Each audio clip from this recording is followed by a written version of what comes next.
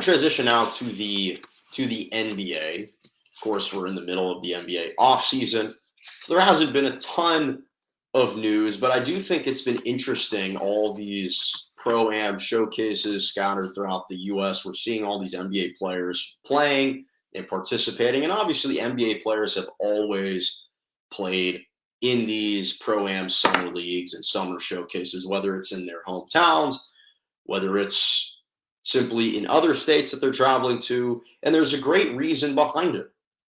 Obviously, it allows you to stay in good basketball shape. It allows those players to hone different skill sets, work on different aspects of the game, stay in basketball shape, and play high-intensity basketball over the summer.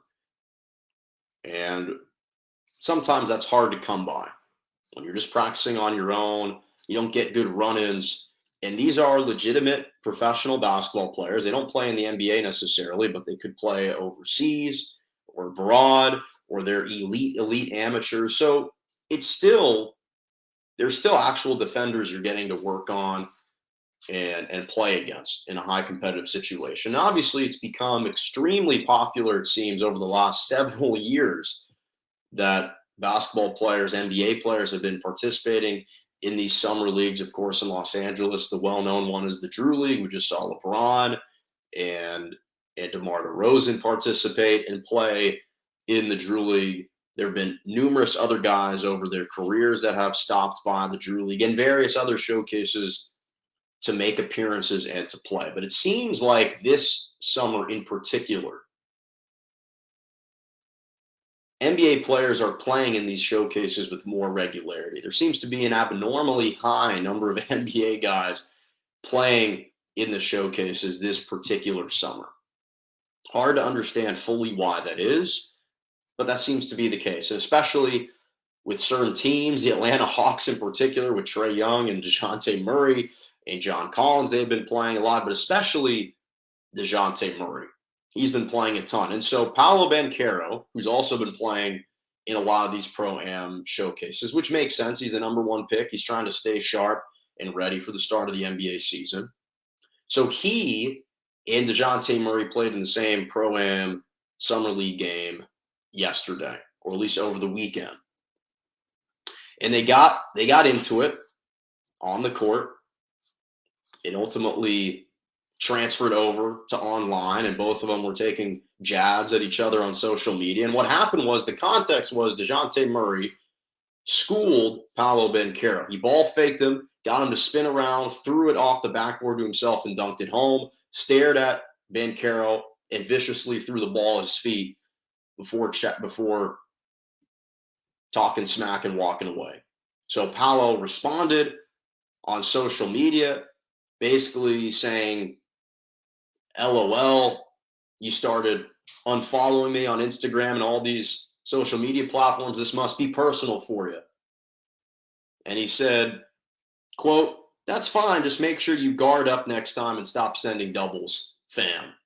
So Dejounte Murray, of course, responds. We're in the age where you have to respond to every single comment about you.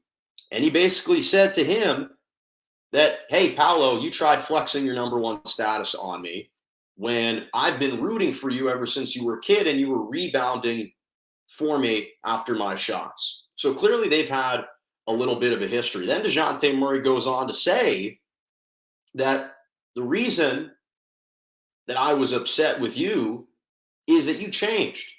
You changed from a humble kid, from who you were when you were young. You made it and changed, and I lost all respect. He said, stay humble. This life you in now is real and ain't no joke, being in the NBA.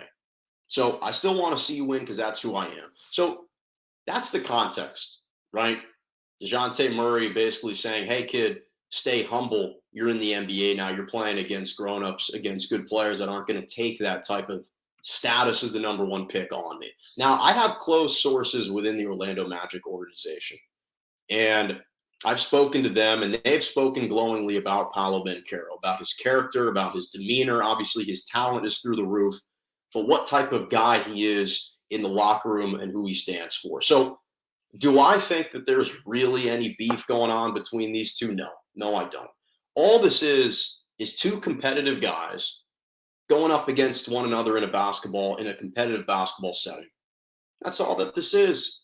And every guy that plays in the NBA is extremely, extremely competitive. You don't make it into the NBA without perhaps fabricating some kind of motivation, playing with some kind of chip on your shoulder. To play in the NBA, all these guys have inflated egos. All of them are arrogant. All of them are conceited to some degree. All of them think extremely highly of themselves because that's a basic fundamental trait you have to possess to be a professional basketball player and to be a professional athlete in general.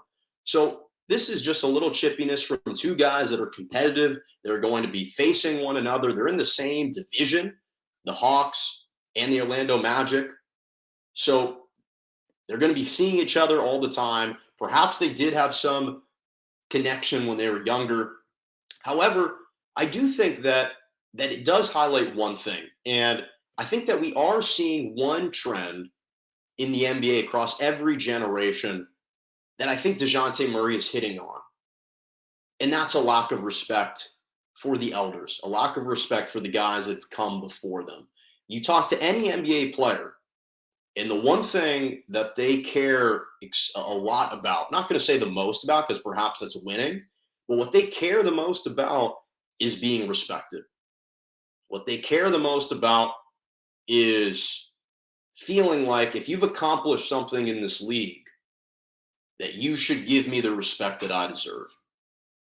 And the trend is that younger players that are coming up now in the NBA don't apparently respect the guys that have come before them. That's why you see guys like Jerry West clapping back at JJ Redick, who made those comments about Jerry West playing against plumbers, basically highlighting the lack of athletes in the 60s as there are when he played and as there are now.